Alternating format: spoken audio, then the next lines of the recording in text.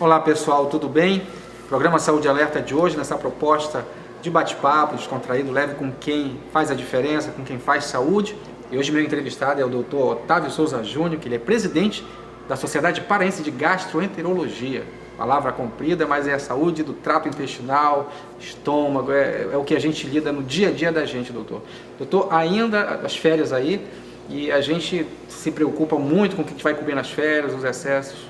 É o momento de pensar um pouquinho, ter mais limites e Isso, obrigado, moderação. Marcos, pelo convite. É sempre um prazer nós conversarmos, principalmente dessa forma informal, de maneira informal que nós estamos conversando hoje. Acabaram as férias, mas o período sazonal de doenças digestivas não acabou. O número de atendimento que nós estamos tendo nos hospitais relacionados às diarreias é muito alto ainda, as enterocolites, gastroenterocolites é muito alto. Houve uma queda, né, porque o período sazonal vai de final de fevereiro até meados, final de junho, já houve uma queda, mas a gente ainda está atendendo muita gente. Belém, essa é a última notícia que a gente tem, é a terceira pior capital em saneamento básico. Isso pesa muito, doutor? Isso causa um impacto muito grande quando se fala de saúde intestinal?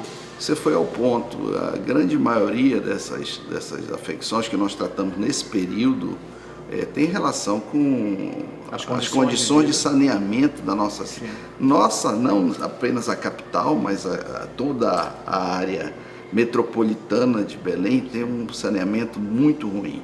E isso repercute diretamente nesse número extremamente alto de indivíduos que ficam acometidos. Eu tive a oportunidade de acompanhar com o trabalho que o senhor fez com a Sociedade Brasileira de Gastro também, Sim. Aquele ônibus, e um trabalho muito bem feito com relação à prevenção das parasitoses, doutor. Ainda continua sendo um desafio diminuir esse número de afecções por parasitose? Continua. Isso é uma orientação, inclusive uma linha de ação pública de uma federação que é totalmente independente do poder público, que visa os esclarecimentos quanto à forma de prevenção da maneira pessoal, já que nós não temos individualmente como contornar as políticas públicas que deveriam agir em cima dessa estrutura para diminuir essa contaminação da água, dos alimentos e tudo mais. Quer dizer, muita criança com verme, né? Muita.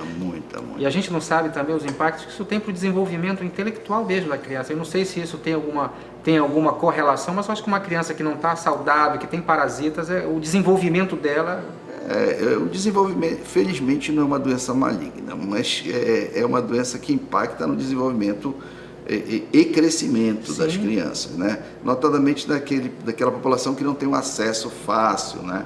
Os ribeirinhos, aqueles que a gente é obrigado a fazer essas ações para não só esclarecer, como também fazer a distribuição de medicamentos e as consultas médicas. Quando a gente fala de prevenção, algo tão simples, lavagem de mão. Sim. Lavagem de mão. Em algumas religiões orientais, a lavagem de mão, inclusive, é ritual, porque é tão importante quanto a lavagem de mão, que preveniria tantas doenças. A lavagem de mão é uma das coisas que é mais enfatizada não só na gastroenterologia, como por toda a enfermagem dentro dos hospitais. Os hospitais agora dispõem do álcool gel para utilização. As mãos são os maiores veículos das contaminações e mesmo das veiculações das infecções e infestações. Então, é o foco, vamos dizer assim, primário aí.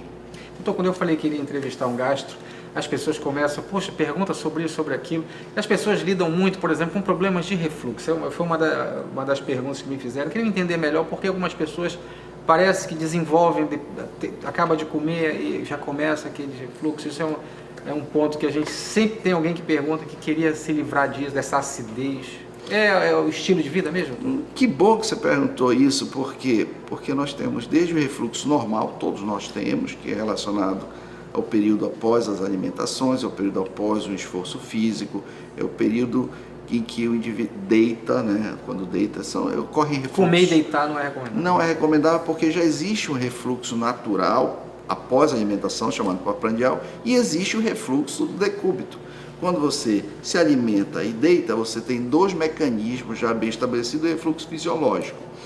Mas a doença está sendo, a doença do refluxo, no caso, tem uma incidência e prevalência muito altas ainda. O controle clínico é extremamente eficaz porque grande parte desses pacientes que têm refluxo não tem doença do refluxo. Tem um refluxo relacionado a maus hábitos, a exacerbação alimentar, comer a mais, comer indevidamente, que não caracteriza propriamente a doença do refluxo. E quando chega aí, começa a automedicação, é aquele hidróxido de alumínio para só mascarar, isso também é um outro problema, eu imagino. Porque, veja bem, na medida que você tem uma acidez que sobe e o indivíduo começa a tomar os antiácidos, esses medicamentos, a tendência, o entendimento que o estômago tem é que baixou a acidez e ele começa a produzir mais ácido. Isso não é relacionado ao medicamento propriamente dito, mas à forma empírica, que não é um tratamento adequado. Exatamente. Aí ocorre um alívio que não representa a reversão do quadro, né?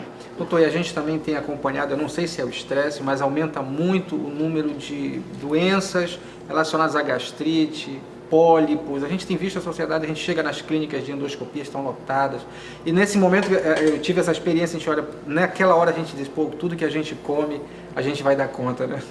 Acredita-se que mais de 40% das consultas que nós fazemos nos consultórios de especialista, consultório de gastro, não de clínica geral, são representados pelas chamadas gastrites. E a gastrite aí vai englobar uma série de sintomas, né, que não é necessariamente a gastrite do ponto de vista da especialidade. Para a especialidade, a gastrite é quando existe uma inflamação com a regeneração. Mas para a população, a gastrite é quando tem a queimação, tem um desconforto na parte superior do abdômen, quando tem um estufamento, quando tem tudo isso, a população chama de gastrite. E na realidade é uma entidade chamada dispepsia funcional, que representa nunca inferior a 35, 40% de todas as consultas na gastroenterologia. Entendeu? O que causa lesão na grande maioria das vezes é o H. pylori. O H. pylori, doutor. O que nós temos feito? O senhor tocou num assunto importantíssimo, a gente ouve falar dessa... É um parasita, é isso, doutor? É uma bactéria. É uma bactéria. É uma bactéria. Ela está no estômago, no final do estômago, numa área que a gente chama de antro.